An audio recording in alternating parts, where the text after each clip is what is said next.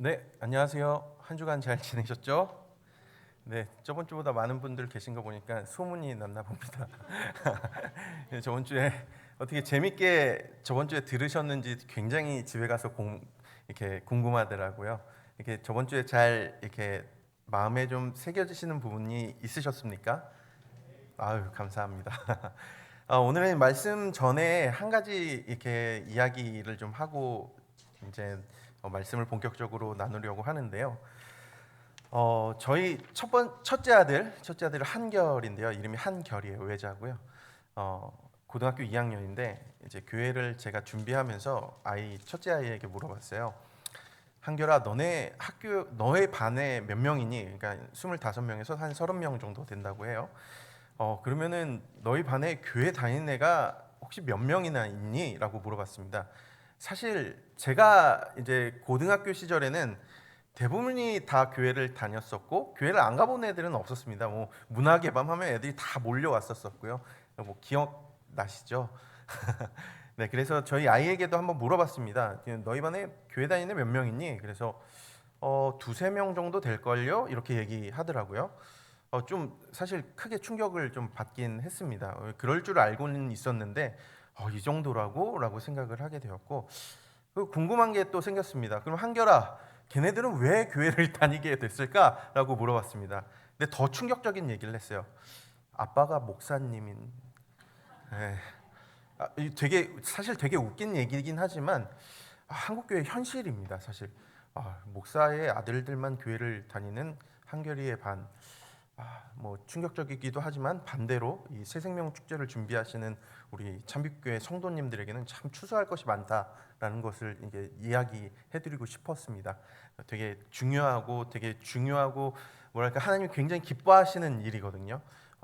그 일에 있어서 여러분들이 좀 힘내주셨으면 좋겠고 정말로 우리가 교회만 있으면은 사실 지금 한국 교회가 어떤지 사실 잘 모르는데 여러분들 정말 전도하는 마음으로 나아가시면 정말 추수할 것들 또 정말 교회로 이끌어 와야 하는 분들 가난하고 약한 자들 소외된 자들 너무나도 많이 있습니다. 그분들을 향한 마음들 예수님의 마음이시거든요. 그 마음을 갖고 이 교회가 더욱더 한 단계 성장하고 또 하나님의 기쁨이 되는 교회가 됐으면 좋겠다는 말씀을 드리면서 오늘 말씀 한번 시작해 보도록 하겠습니다. 자, PPT 띄워주시면 감사하겠습니다. 또 한 말씀. 1층에 이렇게 권사님들 많이 계시더라고요. 제가 얼굴은 못 뵙지만 1층에 이렇게 막 앉아 계신 걸 봤어요. 너무 감사하고 오늘도 재밌게 들으셨으면 좋겠습니다.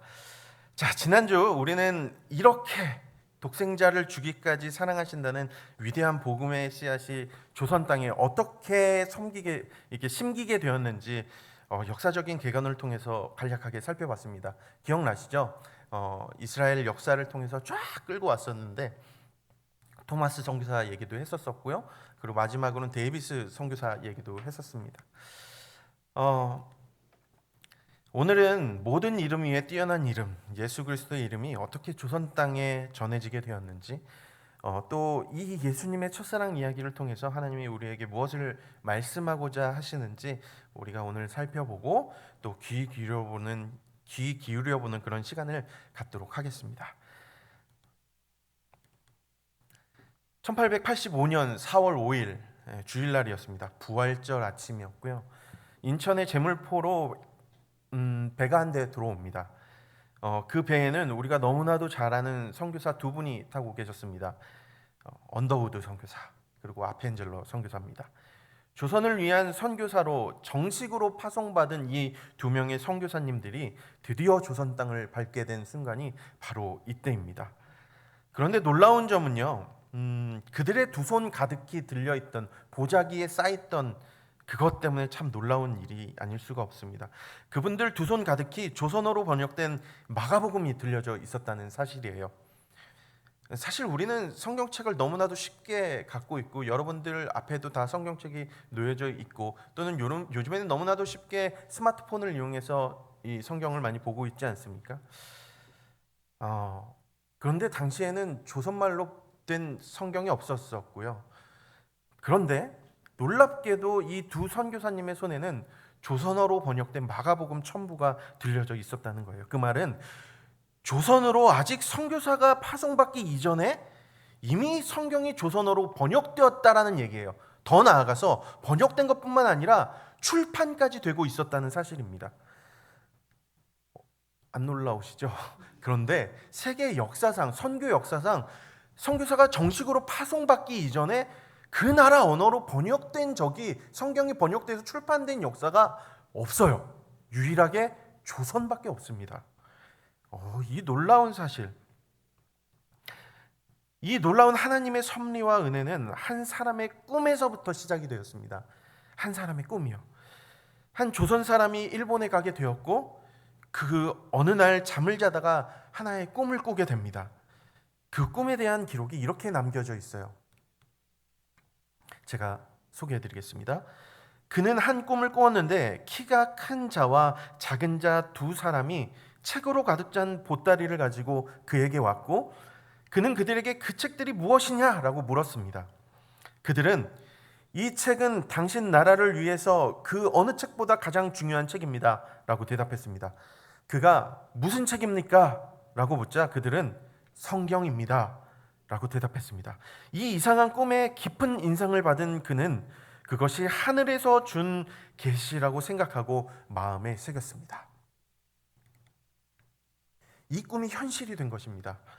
키가 큰 자 아펜젤러와 키가 작은 자 언더우드, 이 두 사람이 마가복음이 가득 찬 보따리를 가지고 조선 땅에 온 것입니다. 그 어느 책보다 가장 중요한 이 성경은 이제 우리 손에 이렇게 들려져 있습니다. 이것은 우연이 된 것이 아니라 하나님의 계획 안에서 철저하게, 그리고 정확히 역사의 퍼즐 조각이 맞춰진 것입니다.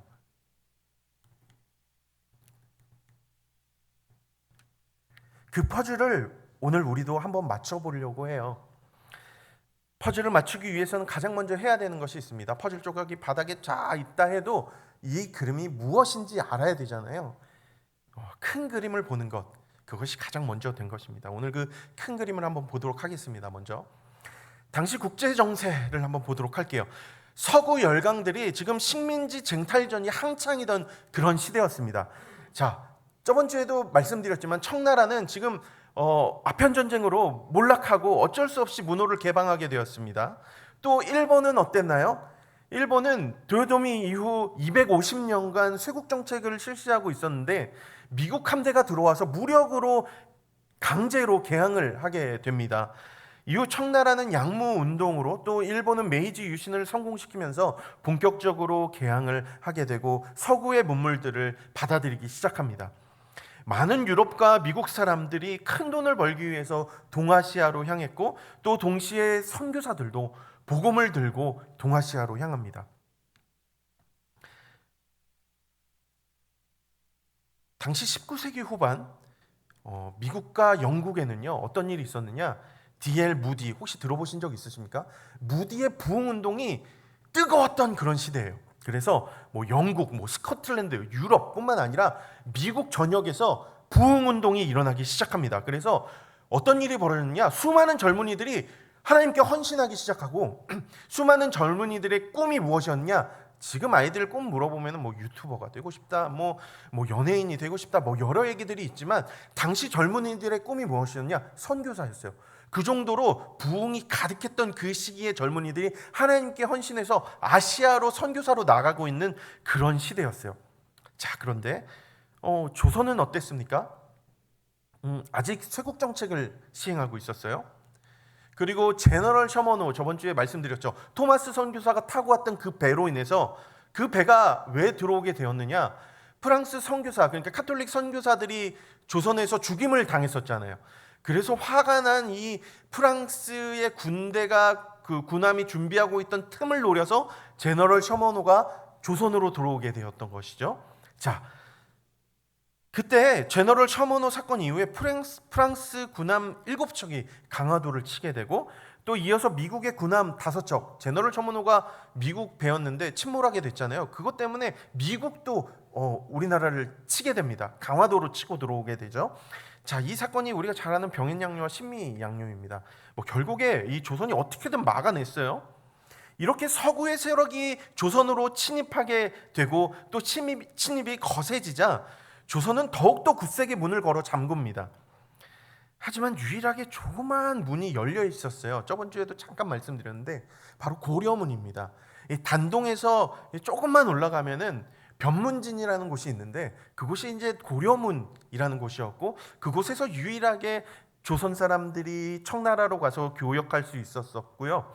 그런 조그마한 문이 열려 있었습니다. 조선의 옛 사신들이 압록강을 건너서 청나라로 들어가기 위해서는 반드시 거쳐야 하는 관문이 바로 고려문이었었고요. 자, 이 공식적으로 열린 이 자그마한 문, 고려문을 통해서 하나님은 놀라운 일을 하기 시작하십니다. 당시 스코틀랜드에서 중국으로 파송받은 이 존 로스 선교사는요, 토마스 선교사랑 친분이 있었던 분이었어요. 그런데 소식을 듣게 됩니다. 토마스 선교사가 대동강에서 죽임을 당했다라는 소식을 듣게 돼요. 그래서 이 토마스 선교사가 죽임을 당했다라는 소식을 들은 존 로스는요, 조선을 위해서 내가 헌신해야겠다라는 마음을 가집니다. 당시 중국에 있었었고요. 중국인들 대상으로 파송받은 선교사였습니다. 그런데 조선을 위해서, 조선 사람들을 위해서 선교해야겠다라는 마음을 가지고 이 존 로스 선교사는 조선 사람들을 만나기 위해서 그 의주 상인들, 그러니까 우리가 잘 아는 신의주 그 옆에 의주가 있는데요. 그 사람들이 오가는 유일한 곳이 어디였어요? 고려문이었죠. 그곳을 향해서 존 로스 선교사가 떠나게 됩니다. 조선 사람들을 만나기 위해서요. 그래서 1875년 존 로스는요, 조선의 의주 청년들을 만나게 되고 본격적으로 조선 선교를 향한 준비를 시작하게 됩니다.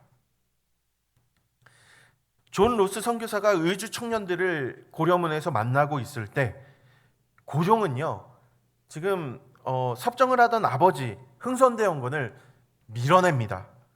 그리고 친정을 실시하게 돼요. 자기가 조선을 이제 다스리기 시작한 것이죠. 물론 흥선대원군은 자신의 권력을 내주기 싫었을 겁니다. 어떻게 잡은 권력인데요. 또 민비는 민씨 집안들을 조정으로 계속 불러들여서 요직에 앉히게 됩니다. 그래서 당시의 요직들을 보면 다 민씨들이 굉장히 많이 있어요. 이곳에도 민씨 분이 계시는데 기분 나빠하지 않으셨으면 좋겠습니다.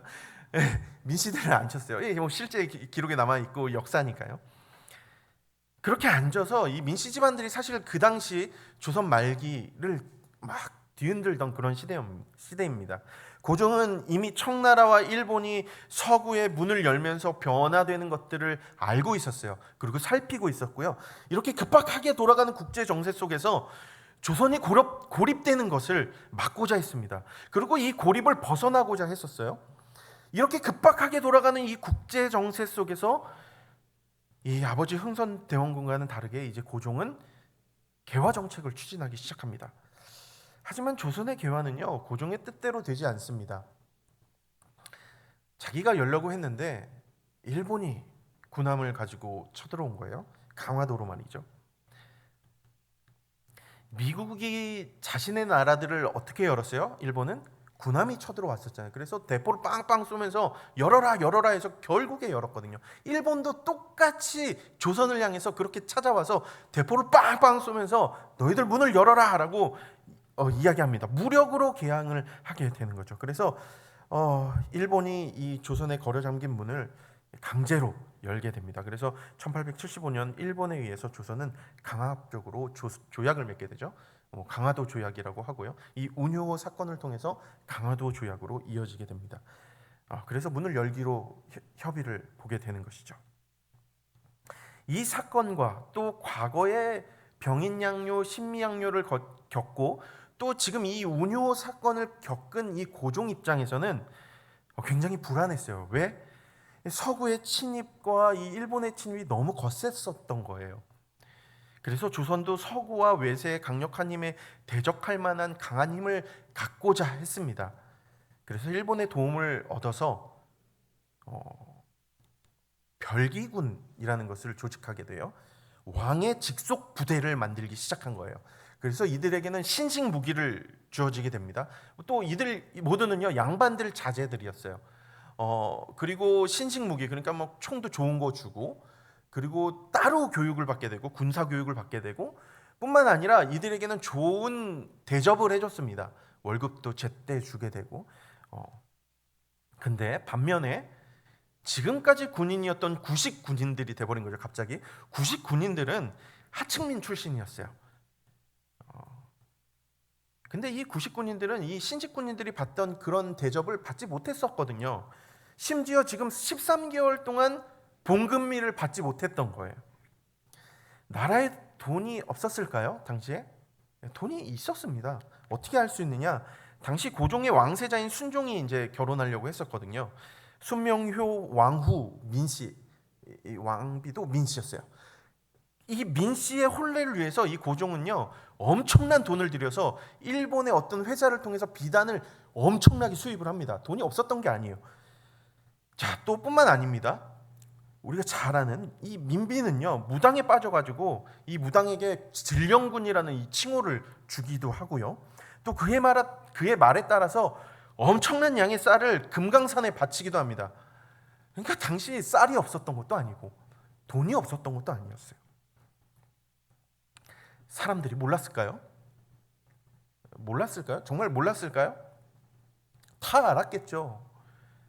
근데 참았겠죠. 말을 하지 못했겠죠. 그러던 중에 구식 군인들이 드디어 봉급미를 받게 된 거예요. 13개월 밀렸는데 절반도 받지 못했어요. 그런데 13개월 만에 그래도 조금이지만 봉급미를 받게 된 거예요. 쌀을 받게 된 거죠. 그래도 괜찮았어요. 다 받지 못해도. 왜냐? 받은 것만 해도 감사했고 감지덕지했거든요. 자, 그런데 구식군인들은 쌀 포대를 열어보고 충격에 휩싸입니다. 왜? 그 쌀의 절반이 모래에 뒤섞여 있었던 거예요. 화가 난 구식군인들이 먼저 운현궁으로 갑니다. 운현궁이 어디냐면 안국역 옆에 있거든요. 지금 운현궁이 아직도 이쁘게 잘 남아 있습니다. 거기 누가 살았냐? 흥선대원군이, 지금 권력을 이끌은 흥선대원군이 좌절을 하면서 지냈던 곳이 바로 운현궁입니다. 자, 운영궁으로 찾아갑니다. 그래서 이 흥선대원군에게 도움을 청해요. 흥선대원군의 조력 아래 구식군인들은 당시 지방에서 세금을 바치면 이 쌀을 모으던 곳이 있어요. 그게 어디냐면 남대문 안쪽에 보면 이제 선해청이라는 곳이 있었는데 그곳에서 쌀을 관리했었습니다. 그 선해청으로 몰려가서 그곳을 관리하던 민겸호라는 사람을 죽입니다. 그리고 또 일본 공사관을 치고요, 별기군을 공격하고요. 별기군을 지휘하던 사람이 일본 군인이었는데 일본 교관을 살해합니다. 구식 군인들이 이제 방향을 틉니다. 어디로 가냐? 궁을 향해 가는 거예요. 왜 궁을 향해 갔을까요? 이 모든 문제의 원흉이 민비에게 있다고 생각했기 때문이에요. 그래서 이 궁으로 쳐들어갑니다. 또 민씨 일가가 지금 부정부패를 일삼고 있었고 재물을 축적하는 것을 모든 사람들이 알고 있었어요. 그래서 군인들뿐만 아니라 일반 사람들도 합세해서 궁으로 쳐들어갑니다. 민비를 죽이려고요. 모든 문제의 정점에 있는 이 민비를 죽이려고 했기 때문입니다. 그런데 그 계획이 실패합니다. 우리가 민비라고 검색하면 나오는 사진들인데요, 똑같은 인물로 보이십니까? 다르죠? 그들이 실패한 이유는 이것입니다. 민비의 얼굴을 아무도 모른다는 사실이에요. 이 이후로 민비는 자신의 얼굴을 절대로 노출하지 않습니다. 사진도 찍지 않아요. 그때 이후에도 민비의 얼굴을 아는 사람이 아무도 없었어요. 나중에 그 민비가 죽게 되었을 때 민비가 숨어 있잖아요. 하녀의 옷을 입고 있었다. 아무도 모르는 거예요. 민비의 얼굴을. 이때도 마찬가지였습니다. 그래서 이 구식군인들은 민비를 살해하는 것이 실패를 하게 됩니다. 이렇게 허둥지둥하는 사이에 민비는요 궁을 유유히 빠져나옵니다. 왜? 아무도 얼굴을 모르니까요. 또 민씨 일가는 청나라의 도움을 청합니다. 그래서 청나라의 군인 3,000명이 파견을 받아서 궁에 오게 되고 이 이모군란을 저지하고 그리고 그들을 해산시켜 버립니다. 반란군이 제압당하게 됩니다. 이렇게 난장판이 되어버린 조선의 궁, 이 가운데 있었던 고종, 마음이 어땠을까요? 고종은 좌절합니다. 어떻게 이 일을 해결해야 될지 모릅니다. 자기가 친정을 한 지 얼마 되지 않았거든요. 그 노련함들이 부족했었던 거예요. 그리고 자기가 의지했던 민비도 사라져버린 거예요. 그래서 자존심을 내려놓고 누굴 찾아가느냐? 운현궁에 여유롭게 고종을 기다리고 있던 흥선대원군을 찾아갑니다. 고종이요. 자기가 내쫓았는데 다시 찾아간 거예요. 그렇게 흥선대원군은요, 고종의 부탁을 받아서 하기 싫은 표정을 하면서 속에는 굉장히 기쁜 마음으로 궁으로 다시 복귀를 하게 됩니다. 권력을 다시 잡게 되고 권력의 중심의 자리로 흥선대원군이 들어가게 됩니다. 흥선대원군은요, 가장 먼저 한 일이 무엇인지 우리 너무나도 잘 아시잖아요. 어떻게 하죠? 민비 장례를 치러버립니다. 죽었다고요? 사라져버렸거든요. 그래서 민비의 장례를 치러버리게 되는데 옷 넣고 장례를 치러버립니다. 그리고 권력을 계속 유지하려고 했어요. 하지만 청나라에서 이모군란의 배후로 흥선대원군을 지목합니다. 왜냐? 청나라 군과 민씨 가문이 굉장히 가까웠기 때문입니다. 민씨 가문들이 청나라 군인들을 불렀었잖아요. 그렇게 되면서 지목한 날, 너가 배후에 있었지라고 하면서 청나라 군인은 그날 즉시 이 흥선대원군을 청나라로 끌고 가 버립니다. 배를 태워서요. 그리고 놀랍게도 장례까지 치렀던 이 민비가요, 궁으로 돌아옵니다. 왕비가 살아 있었던 거예요. 그렇다면 민비는 죽은 게 아니고 살아 있었네요. 어떻게 살아 있게 되었을까요? 이 난리 속에서 어떻게 빠져나가서 어떻게 살고 있었던 것일까요? 자, 이모군란이 터져서 구식군인들이 지금 궁 안으로 들어왔잖아요. 그리고 민비를 찾고 있었을 때 궁중 역사 정리가였던 이수정이라는 사람이 민비에게 시녀의 옷을 입히고 가마에 태워서 탈출을 돕습니다. 이 사람이 이수정이라는 사람입니다. 이 이수정이라는 사람은 민비의 조카이자 앞으로 민씨 가문과 조선 권력의 정점에 오르게 되는 이 민영익이라는 사람이 있어요. 이 민영익과 매우 두터운 관계를 가지고 있었던 사람입니다. 고종은 이 민비의 탈출을 도왔던 사람들을 치하합니다. 그리고 고종은 이수정에게도 보상을 해주려고 했어요. 그에게 이렇게 묻습니다. 너가 원하는 게 뭐냐? 내가 다 들어줄게. 어찌 보면은 이거 뭐예요? 백지수표 이렇게 건네준 것과 마찬가지입니다. 어떤 벼슬이나 명예를 주겠다, 그렇게 왕이 이야기했어요. 그리고 이수정이 대답합니다. 저는 일본 가고 싶습니다 라고요. 자, 이모군란 얘기를 조금만 더 해볼게요. 이모군란은요, 조선 내부의 어떤 부정부패와 잘못된 처신으로 인해서 구식군인과 민심이 폭발한 그런 사건이었어요. 자, 별거 아닌 사건 같지만 사실 이거는요, 앞으로 조선에 굉장히 큰 위협을 가하는 사건이 이것으로 인해서 찾아옵니다. 이것을 통해서 갑신정변이 이모군란으로 인해서 이어져 온 사건이 되기도 하고요. 또 더 큰 위기가 무엇이었냐면, 첫 번째는 청나라 군대, 다른 나라 군대가 조선의 궁 안에 들어왔다는 거예요. 주둔하기 시작했다, 다른 나라 군대가. 또 하나 더 큰 문제는 무엇이냐? 일본 사람을 이 조선 땅에서 죽였다. 그리고 일본의 공사관을 파괴해버렸다. 이거 엄청나게 큰 문제입니다. 예를 들어서 우리나라에 있는 미국인이 죽었다라고 생각해 보십시오. 그게 다른 이유가 아니라 우리의 민심과 어떤 것으로 인해서 미국 사람을 잔인하게 살해해버렸다. 이거 미국 입장에서 큰일 난 거예요. 정치적으로, 외교적으로 이걸 해결해야 될 문제가 너무나도 많았어요. 그리고 심지어 그 나라가 우리나라에 주둔하고 있다. 지금 이거는 사실 이후에 청나라와 일본의 사이에 껴있는 조선을 뜻하는 그림이지만 당시에도 마찬가지였어요. 일본과 청나라 사이에 조선이 껴가지고 이리도 저리도 하지 못하는 그런 상황에 놓여져 버린 것이죠. 그리고 일본은요, 조선과 이 이모군란 때문에 조선과 협약을 맺습니다. 그 제물포 조약이라고. 그래서 일본이 우리나라에게 막대한 그런 피해 보상금을 요구하게 되고요. 그리고 일본 군인들이 조선에 이렇게 있을 수 있는 그 조약을 맺게 됩니다. 어쩔 수 없었어요. 조선은 힘이 없었고요. 강대국의 말을 따를 수밖에 없는 그런 아주 힘없는 그런 나라였기 때문입니다. 이거 엄청나게 큰 문제가 일어난 거예요. 별거 아닌 것 같아도. 한 나라의 군대가 우리나라에 주둔한, 이것도 문제인데 두 나라의 군대가 이 조선 땅에 군대가 주둔하고 있다. 엄청나게 큰 일이었던 것이죠. 자, 그리고 엄청난 돈을 요구합니다. 그래서 그것을 달래기 위해서 우리나라가 이 고종은요, 사신들을 보냅니다. 이게 제2차 신사유람단을 보내게 되거든요. 왜 보내느냐? 일본에 사죄하기 위해서 보내는 거였어요. 자, 이수정이 고종에게 말한 거는요, 이 배를 타고 자기도 일본에 가기 원한다는 것이었어요. 그래서 고종은요, 이수정의 그 말을 허가해 줍니다. 그래서 비수행원, 그러니까 쉽게 말해서 어떠한 목적과 성과가 없이도 일본을 갈 수 있게 됩니다. 이 이수정이라는 사람이 말이죠. 왜? 민비를 살리는데 엄청난 공을 세웠기 때문입니다. 그렇다면 질문이 있습니다. 이수정은 왜 일본에 가고 싶었을까요?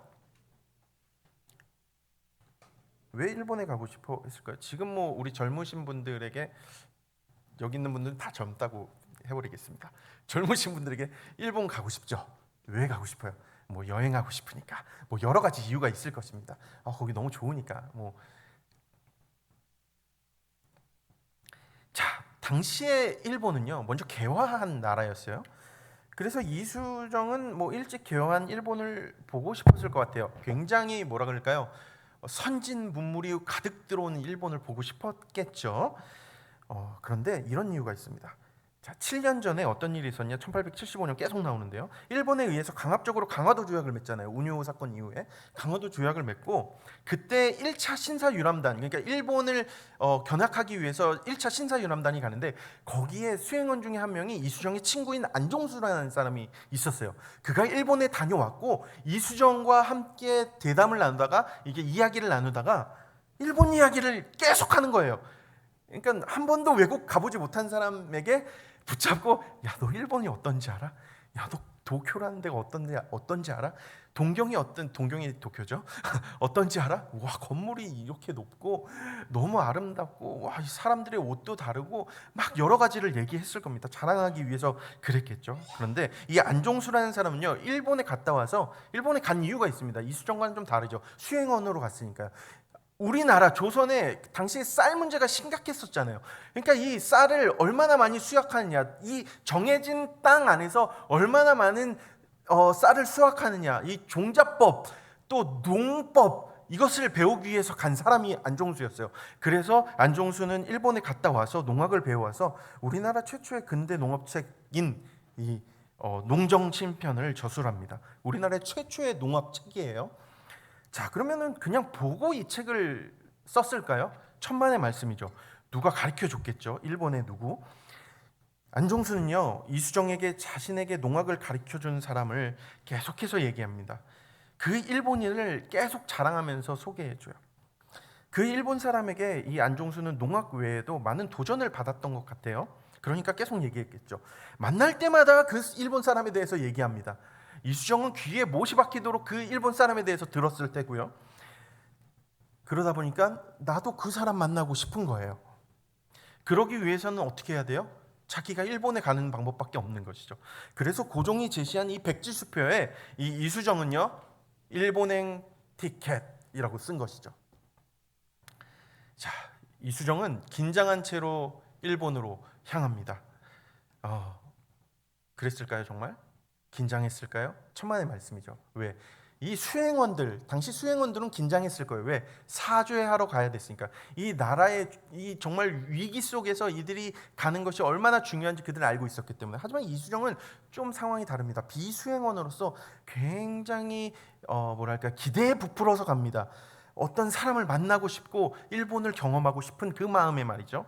그리고 일본에 도착하자마자 안종수, 친구인 안종수가 귀에 못이 박히도록 얘기했던 그 농학자 치다센을 만나게 됩니다.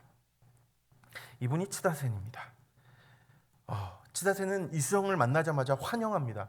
굉장히 환영하고, 둘이 말이 통하지 않았을 거예요. 한 명은 조선어를 썼을 때고 한 명은 일본어를 썼을 테니까요. 그런데 공통점이 있습니다. 한문을 쓸 줄 알았던 것이죠. 그래서 두 사람은 필담을 나눕니다.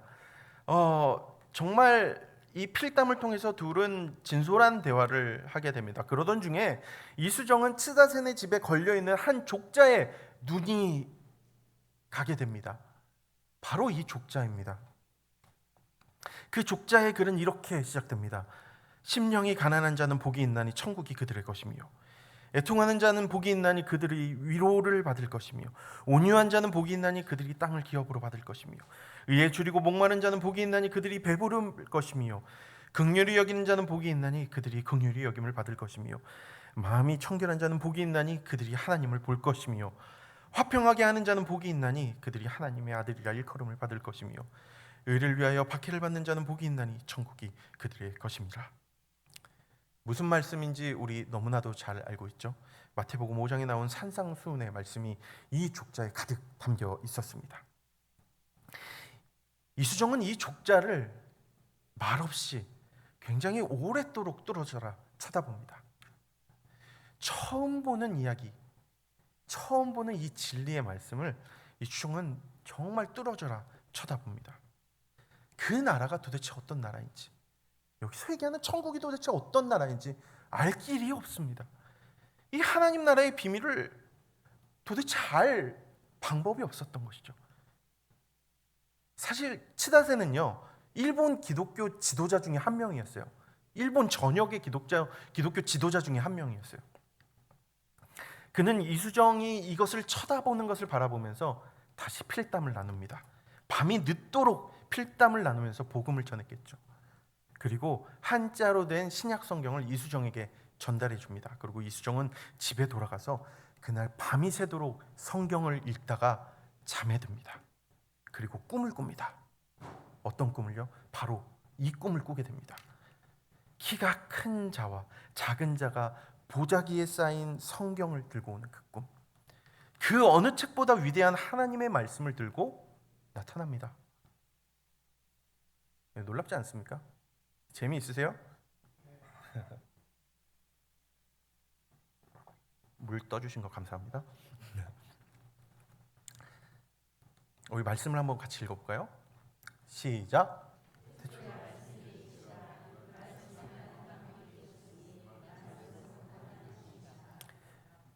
네, 요한복음 1장 1절 우리가 너무나도 잘 아는 말씀입니다.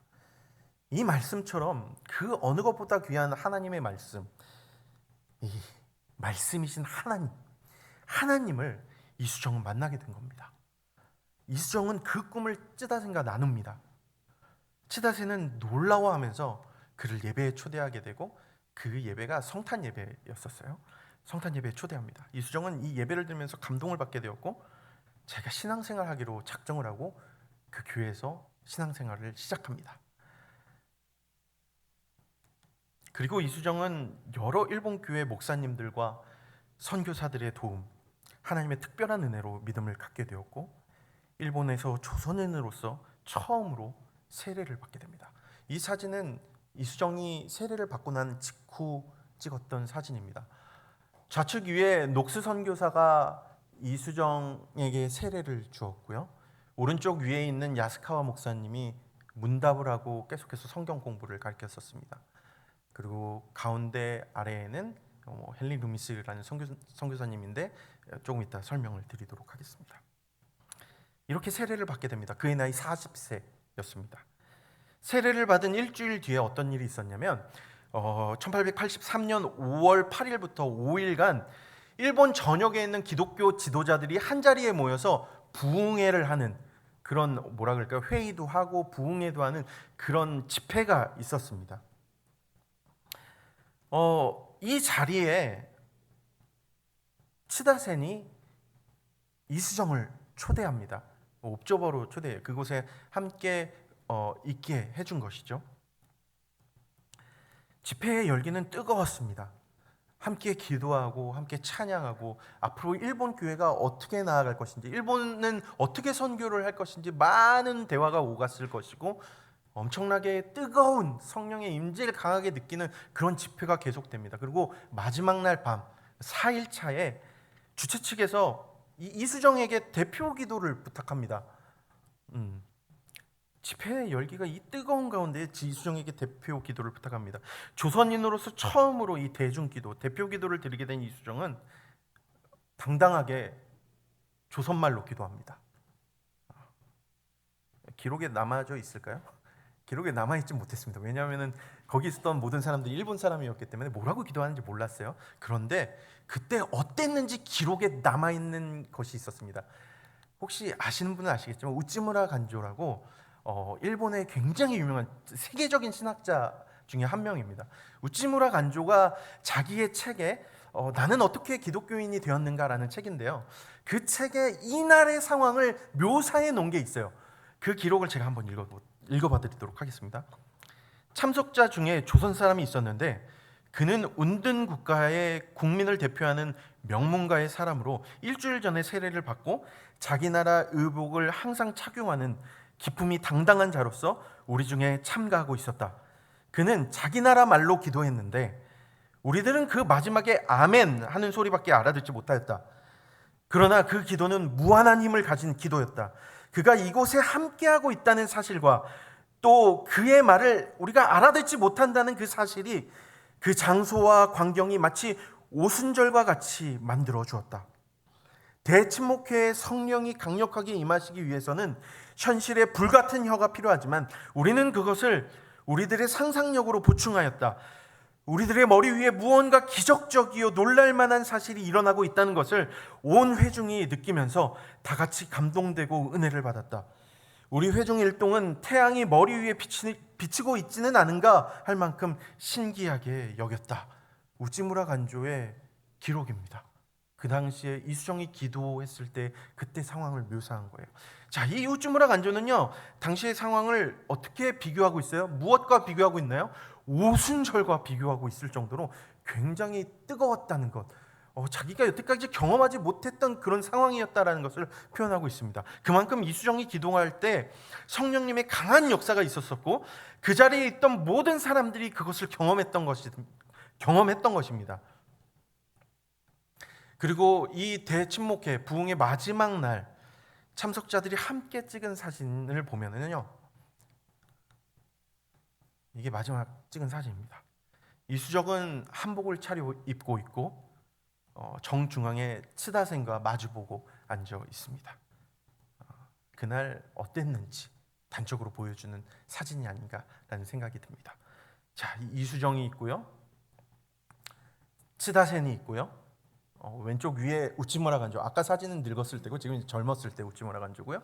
오른쪽은 니지마조라는 사람입니다. 니지마조는 어떤 사람이냐면 일본의 교토에 가면은 동지사 대학, 그러니까 도시샤 대학이라고 있습니다. 그 대학이 우리에게 잘 알려진 이유는 윤동주 시인이 마지막으로 다녔던 학교가 그곳이었고 그곳에서 잡혔던 그 학교입니다. 뭐 정지용 시인도 그곳에 다녔었고요. 이수정이 니지마조와도 관계가 있었었고 그 도시샤 대학 교회 그 청년들에게 또 교인들에게 이렇게 글을 써서 준 게 이수정의 글이 유일하게 남아 있는 게 지금 현재 그 니지마조의 생가 박물관에 가면은 아직까지 남아 있습니다.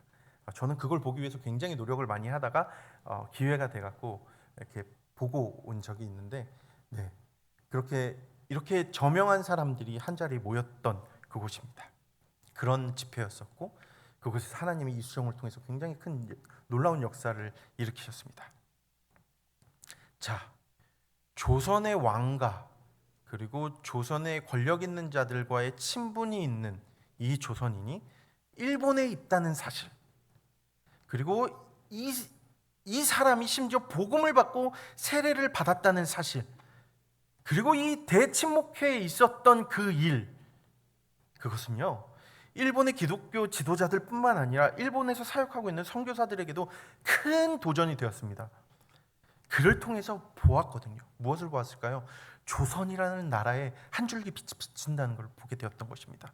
이수정의 회심은요, 한 개인의 구원의 문제를 넘어서요, 당시 베일에 쌓여져 있었던 이 신비의 나라 조선, 이 조선에 있는 수많은 영혼들을 향한 하나님의 사랑의 한 줄기 빛을 보게 된 것이에요.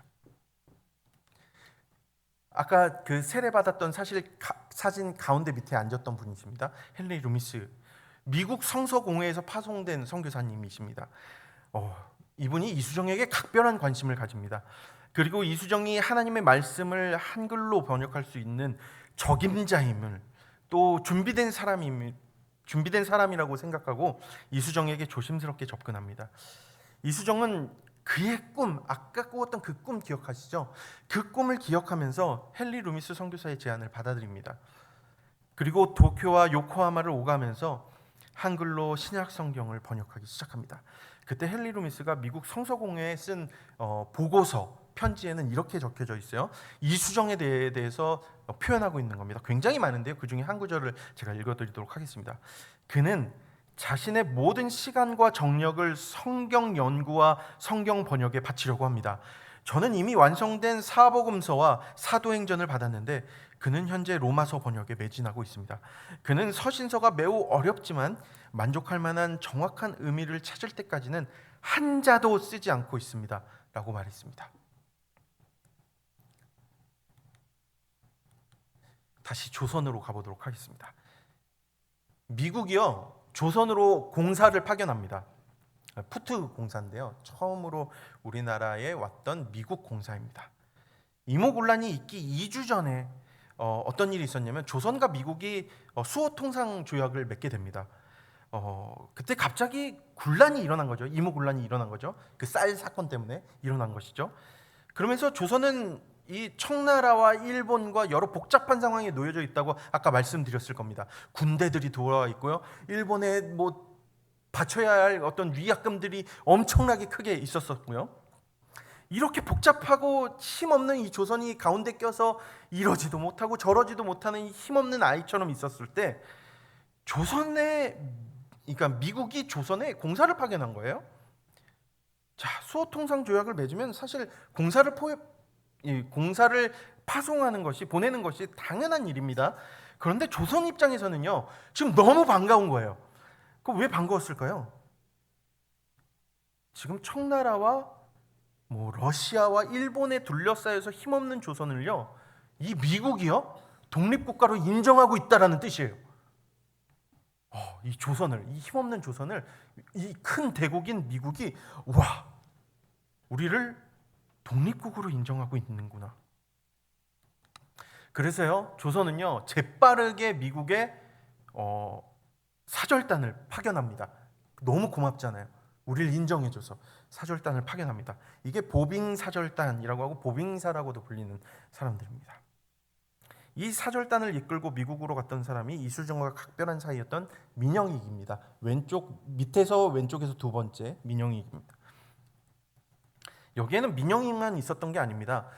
저번 주에 얘기했던 토마스 선교사가 죽을 때 평양 감사였던 사람 박규수 기억하시죠? 이 사람이 이제 서울로 내려왔고 한양으로 내려왔고 이 사람의 사랑방에서 젊은 사람들이 모여서 개화를 꿈꿉니다. 그러니까 우리나라의 개화파, 그러니까 급진 개화파는 이 박규수의 사랑방에서 생겨났다고 보면 되는데 거기서 배웠던 사람들이 여기에 포함되어져 있습니다. 홍영식, 들어보셨죠? 유길준, 서광범, 이런 개화파 인사들이 이 수행원에 포함되어져 있습니다. 자, 이들은요 나중에 갑신정변의 주역이 되죠. 어쨌든 이 보빙사는 배를 타고 미국으로 건너가서 샌프란시스코에 도착합니다. 당시에 이제 일본을 거쳐서 갔어야만 했었고 일본에서 연결된 배의 그 길은 샌프란시스코였습니다. 그래서 샌프란시스코에 도착을 했고 이 샌프란시스코에 도착해서 대륙 횡단 열차를 타고 이 동부에 있는 워싱턴으로 가게 됐죠. 그러면 우리 질문이 있습니다. 왜 비행기를 안 타고 배를 타고 갔을까? 당시는 비행기가 없었으니까요. 배를 타고 갔고 열차를 타고 이제 가게 됩니다. 자, 그런데 이 기차에 생각지도 못한 사람이 타고 있었어요. 이 보빙사가 타고 있는 이 기차에 생각지도 못한 사람이 타고 있었어요. 근데 이 사람이요, 이 보빙사를 보고 이 사람들을 보고 조선 사람이네? 라고 알아본 거예요. 그 먼 땅 미국 땅에서 조선이라는 말, 코리아라는 이름을 들어보지도 못했던 사람들이 대다수였던 그 시대에 조선이 어디야? 코리아가 어디야? 라고 묻는 그런 시대에 이 사람들을 보고 조선 사람이다 라고 알아본 사람이 있었다는 것입니다. 그리고 그 사람은요 이 조선 사람들에게 다가가서 말을 겁니다. 조선 사람이죠. 그러면 그 사람은 어떻게 조선 사람임을 알아보았을까요? 놀랍죠. 알아본 게 놀라운데 다 하나님의 그 퍼즐 조각 안에 있는 것들입니다. 다른 퍼즐 조각이 바로 이것입니다. 당시 미국에서 베스트셀러로 인기가 있었던 책이 있습니다. 그리피스라는 대단한 사람입니다. 이 그리피스가 쓴 은둔의 나라라는 책입니다. 이 은둔국은 어디일까요? 당시 미지의 나라 은둔국가 바로 조선입니다. 이 책이 베스트셀러였어요. 그러니까 그 당시에 선교가 굉장히 그 부흥이 있었고 선교사로 헌신한 사람들이 많았던 이 시대에 동아시아에 마지막으로 열렸던 이 나라에 대해서 소개하는 이 책이 미국 안에서 읽히고 있었던 거예요. 뭐 이 내용이 사실 이걸 읽어보면요, 사실 뭐 우리가 생각하는 조선에 대한 이야기가 조금 뭐 오류가 있는 부분도 있습니다. 왜냐하면 미국 사람이 썼으니까요. 뭐 그걸 제쳐놓고 조선에 대한 관심을 불러일으키기에는 충분했었던 그런 책이었습니다. 자, 미국인들에게는 전혀 알려지지 않은 그 땅에 대한 호기심을 자극할 만한 책이긴 했어요. 자, 그 기차에서 조선 사람임을 알아본 사람이 바로 이 존 가우처 목사, 가우처 박사입니다. 이 사람은요, 미국 감리교회 동양 선교의 개척자입니다. 그러니까 뭐 일본, 중국 이런 데 선교사를 막 보냈던 그런 중심에 있었던 사람이었어요. 조선 몰랐을까요? 알았겠죠. 책을 보고도 알았겠죠. 조선 사람이 어떤 사람인지 알았겠죠. 대략적으로는 알았겠죠. 그렇게 관심이 있었을 것입니다. 왜? 거기에도 선교사가 들어가야 되고 복음이 들어가야 되니까. 그런데 내가 탄 기차에 조선 사람이 타고 있었던 겁니다. 조선에 관한 관심이 있었던 그가 이 우연한 만남, 하나님의 계획 속에 퍼즐 조각 중에 하나가 맞춰지는 순간입니다. 가우처 목사는요, 조선 선교에 대한 하나님의 필요성을 이 복음사를 보고 확신해 갔습니다. 조선에 선교사가 들어가야 되는구나, 하나님이 복음을 전하시길 원하시는구나라는 걸 그때 크게 깨닫게 됩니다. 그래서 가우처 목사는요, 본격적으로 조선 선교를 위해서 지금 자기 친구, 일본에 가 있는 선교사인 친구인 맥클레이 선교사에게 연락을 합니다. 그래서 이 맥클레이 선교사에게 이렇게 얘기해요. 조선 선교가 가능한지 자네가 가서 한번 알아봤으면 좋겠다. 또 가우처 목사는요, 적극적으로 자기의 재산 중에 굉장히 큰 금액을 조선 선교를 위해서 헌금합니다. 그리고 돌아다니면서 미국 전역을 돌아다니면서 조선 선교에 대한 이야기를 하면서 헌금을 걷기 시작합니다. 왜? 선교사를 보내야 되니까요. 우리는 몰랐죠. 이분 조선 한 번도 와본 적이 없는데 이런 열심을 가지고 조선 선교를 위해서 애쓰셨다는 것입니다.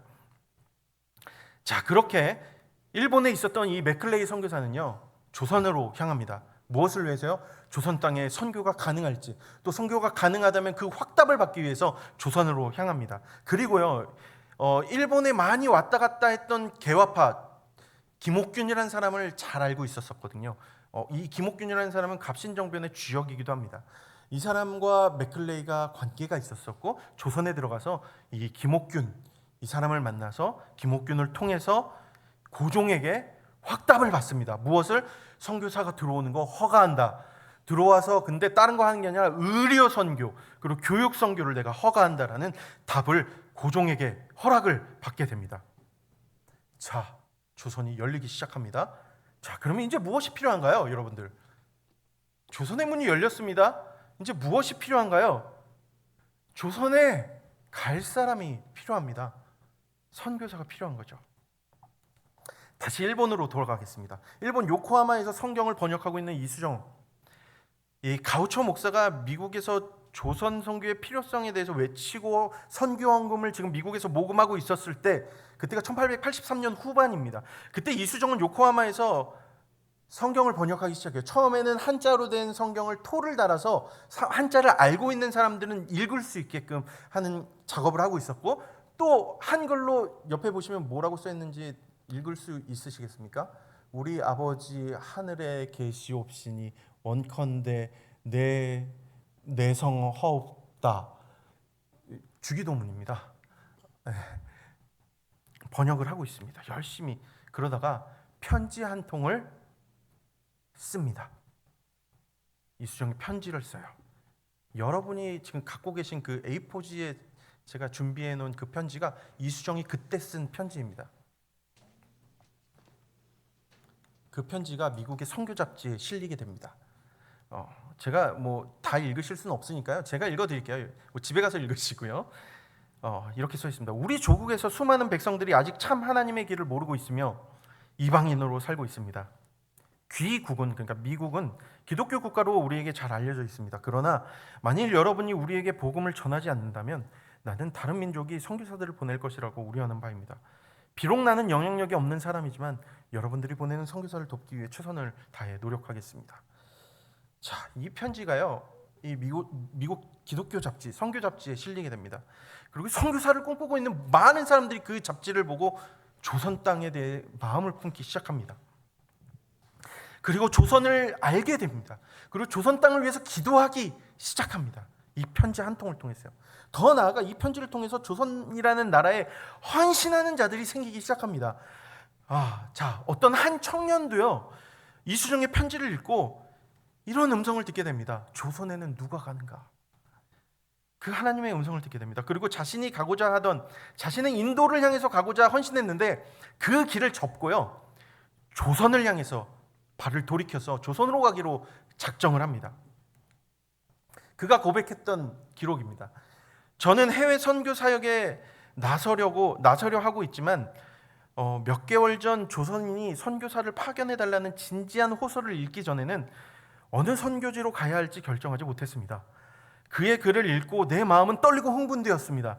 하나님께서 나를 조선에 보내시려 말씀하시는 것은 아닌가 생각되었습니다. 자, 그는요, 아시아 동쪽 작고 가난하고 이름도 알려지지 않는 그 땅, 그리고 그 땅에 살고 있는 조선의 백성들을 위해 뜻을 정합니다. 그리고 자신의 모든 것을 포기하고 조선으로 가기 위해서 일본 요코하마로 가는 배에 탑승합니다. 그가 누군지 아십니까? 언더우드입니다.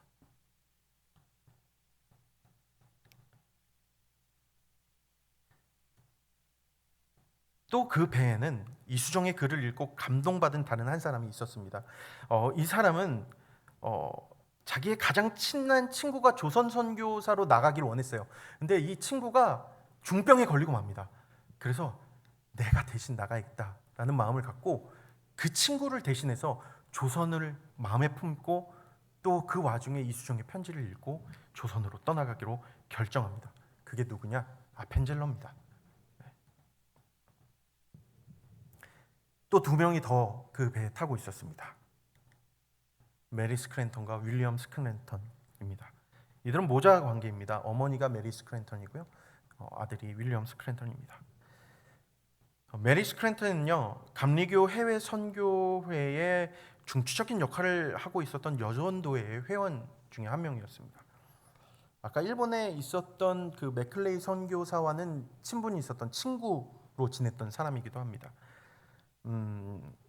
이 맥클레이 선교사가 일본 선교사잖아요. 잠시 미국에 왔었을 때 맥클레이 선교사가 메리 스크랜턴을 만납니다. 그래서 메리 스크랜턴에게 조선의 여성들을 위해서 당신이 꼭 필요하다고 조선 선교를 제안합니다. 당시 나이가 있었어요. 그래서 우리 집사님들 나이였었거든요. 또 권사님들 나이였어요. 왜? 아들이 지금 결혼했었거든요. 그러니까 권사님들 하나님 부르시면 떠날 준비 되셨습니까? 어렵죠. 메리 스크랜턴에게 그런 제안이 온 거예요. 그런 권사님에 있었던 그 메리 스크랜턴에게 못 간다고 얘기했죠. 메리 스크랜턴이 처음에는. 자, 그런데요, 이 여성 선교회에 편지 한 통이 옵니다. 이 편지 누가 썼을 것 같으세요? 이수정이 쓴 편지가, 이 여성 선교를 위한 편지가 도착을 합니다. 이수정은 또 다른 편지예요. 아까 읽었던 편지, 여러분들이 갖고 있는 편지와 좀 다른 편지입니다. 여성 선교사의 파견이 매우 중요함을 호소합니다. 그 글을 이 메리 스크랜턴이 읽게 되고 당시 의사였던 윌리엄 스크랜턴을 함께 가자고 설득합니다. 윌리엄 스크랜턴은 거절합니다. 근데 윌리엄 스크랜턴이 갑자기 장티푸스에 걸리게 돼요. 당시에 장티푸스는 굉장히 심각한 병입니다. 그 죽을 목숨이 위태로울 수 있는 그런 병이었거든요. 심지어 한 번 낫고요, 또 걸립니다. 우리 잘 알겠죠? 이 병이 어디서 왔는지 우리 잘 알 것 같죠? 그리고 어머니인 메리 스크랜턴은 정말 24시간 같이 붙어 있으면서 그 병수발을 다 듭니다. 그러면서 설득했겠죠. 조선에 가자. 기적적으로 윌리엄 스크랜턴이 또 회복합니다. 그리고 우리가 잘 아는 어떤 그런 멀리 있지 않은 얘기죠. 우리 주변에도 그런 사람 많잖아요. 조선에 가기로 윌리엄 스크랜턴도 결정하게 됩니다. 이 4명, 언더우드, 아펜젤러, 메리 스크랜턴, 윌리엄 스크랜턴. 연세대학교와 세브란스 병원을 세운 언더우드, 배제학당을 세우고 조선 근대 교육에 앞장서고 정말 노력을 다했던 아펜젤러, 또 우리가 잘 아는 이화여대 세운 메리 스크랜턴, 이화여자대학교, 이화학당을 세워서 조선의 여성들의 인권과 여성들의 교육을 위해서 한 몸을 바쳤던 권사님들 나이에 그 여성이 바로 메리 스크랜턴입니다. 또 그의 아들, 제가 너무 사랑하는 윌리엄 스크랜턴, 자기가 아팠잖아요. 죽을 병을 겪었잖아요. 윌리엄 스크랜턴은 특별히 사대문 밖으로 나갑니다. 사대문이라고 하면은 동대문, 남대문, 북대문, 서대문, 그 밖에는 사실 외국인들이 나가기 좀 꺼려했어요. 왜? 위험하니까. 근데 윌리엄 스크랜턴은 나갑니다. 나가서 정말 조선 사람들을 만나서 교육하고 또 아픈 사람들 치료해주고, 양반이 아닌 진짜 평민들, 도움이 필요한 사람들에게 나아가고, 전염병으로 모여있는 그곳에 나아가서 그곳에 시약소를 차리고 교회를 세워서 그들을 돌봅니다. 그래서 이 윌리엄 스크랜턴은 그 아현동 아시죠? 아현 감리교회가 윌리엄 스크랜턴이 처음 시약소를 세웠던 그 앞에 학교가 있는데요. 그 학교가 전염병자들이 모여있는 그곳이었어요. 그곳에 가서 자리를 잡고 그들을 돌봤던 사람이에요. 자, 그리고 남대문에도 교회가 있었습니다. 상동교회. 상동교회는 정말 주옥 같은 우리나라의 인사들을 많이 배출한 곳이기도 합니다. 대통령도 나왔고요. 김구 선생도 거기 출신이시고요. 그리고 헤이그 밀사로 보냈던 그 교회가 바로 그 상동교회. 엄청난 일을 했어요. 동대문 교회도 있었습니다. 지금은 없어졌지만 동대문에도 교회가 있었었고요. 엄청난 일을 많이 하셨던 분이십니다. 어쨌든 이 4명의 선교사들이 한 배를 타고 요코하마로 향합니다. 목적지는 조선이었었죠. 그리고 그곳에서 그들을 기다리고 있던 이수정을 만나게 됩니다. 그리고 이미 준비하고 있었던 마가복음, 이들을 준비하면서 번역에 속도를 가해서 출판까지 한 이 1000부의 마가복음을 그들에게 전달합니다.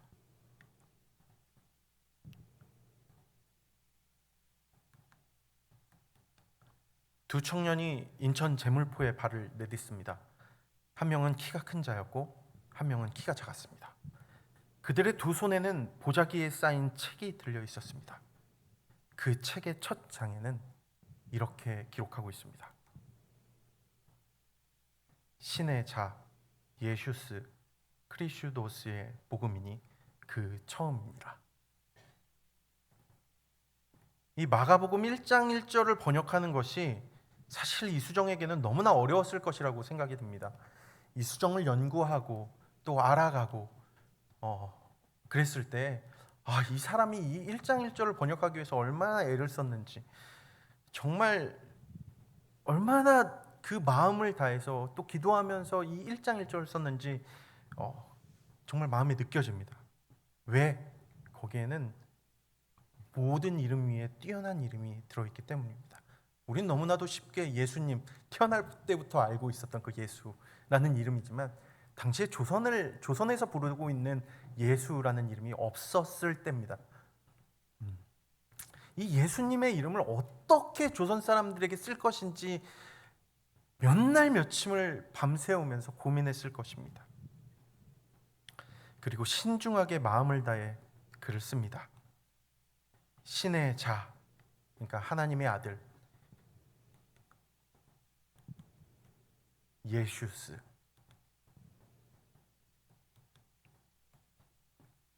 조선을 향한 예수님의 첫 이름입니다. 모든 이름 위에 뛰어난 이름, 특별히 이 예슈스의 이름에는 우리 조선을 향한 하나님의 열심, 하나님의 첫사랑의 이야기가 이 이름에 가득 담겨져 있습니다. 선교사들의 그 놀라웠던 이야기, 토마스 선교사의 피 흘림, 데이비스 선교사의 그 허망한 죽음, 이 조선 땅을 오기 위해서 하나님이 퍼즐을 맞춰가시는 이 역사를 움직이시는 그 하나님의 열심, 그 땀, 노력, 헌신자들의 우리에게 알려지지 않은 그 수많은 헌신자들, 우리가 관심 가져주진 않지만 정말 노력했던, 쪽복음을 들고 가난한 자들에게 나갔던 그 조선 사람들, 상인들, 그 사람들의 이야기가 이 이름에 담겨져 있습니다.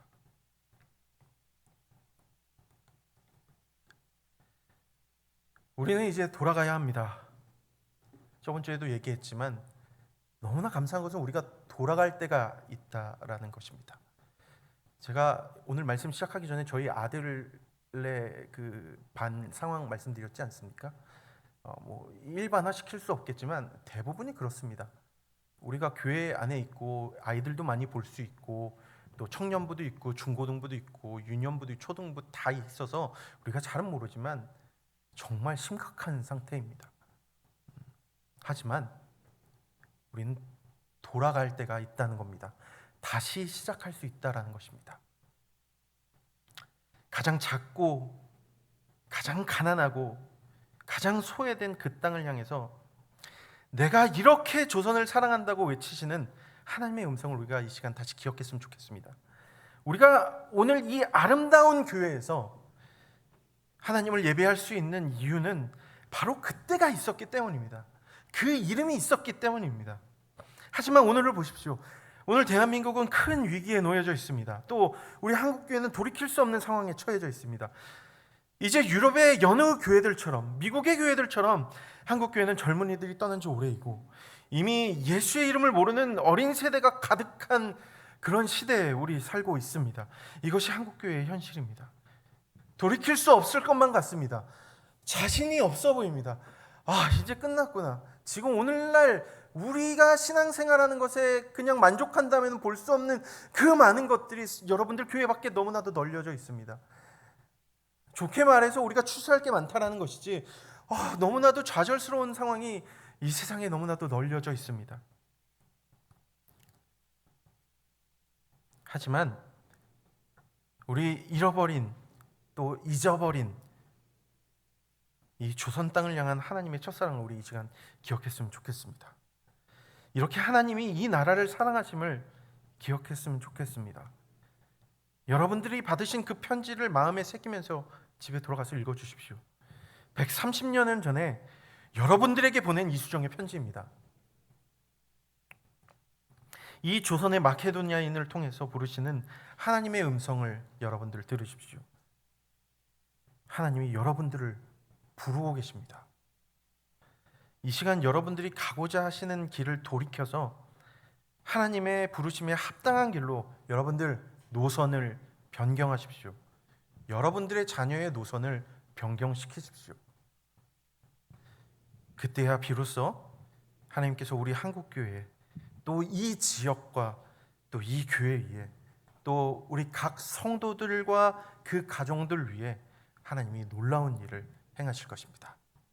함께 기도하겠습니다.